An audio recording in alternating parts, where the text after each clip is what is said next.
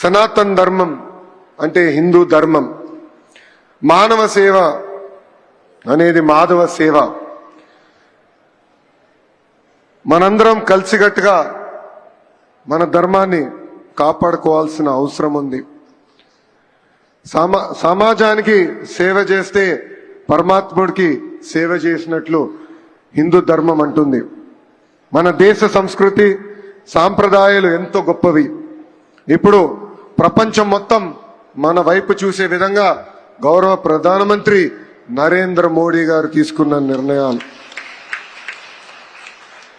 మన ఆలయాలు, పండగలు, పూజలు అనేది కీలకమైన భాగం. ఇది మన జీవిత విధానం.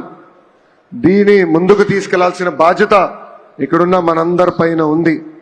ఎంత టెక్నాలజీ వచ్చినా, ఆర్టిఫిషియల్ ఇంటెలిజెన్స్ వచ్చినా, లేదా మెషిన్ లెర్నింగ్ వచ్చినా, దేవుడే మనందరినీ నడిపిస్తారు.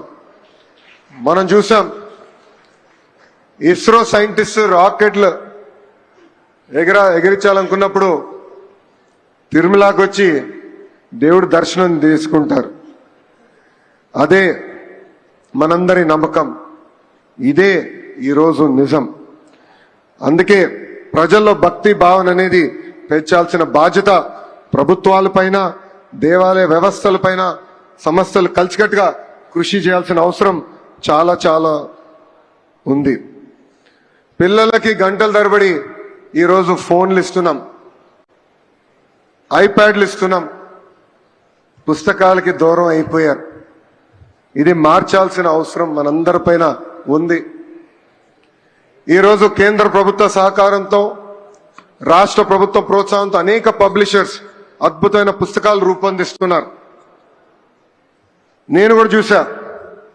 నాకు 9 సంవత్సరాల అబ్బాయి ఉన్నాడు, దేవాంశ్.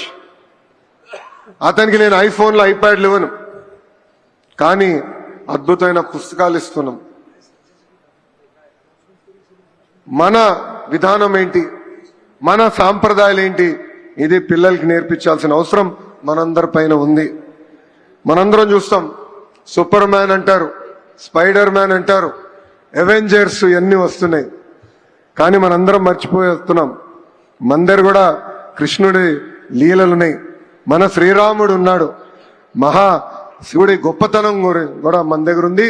ఇది మన పిల్లలకి చెప్పాల్సిన బాధ్యత సమాజం పైన ఉందని ఈ సభాముఖం అందరికీ తెలుపుతున్నాం. అందరం కలిసికట్టుగా మన సంస్కృతిని కాపాడవలసిందిగా ఈ సభాముఖం కోరుతున్నాం.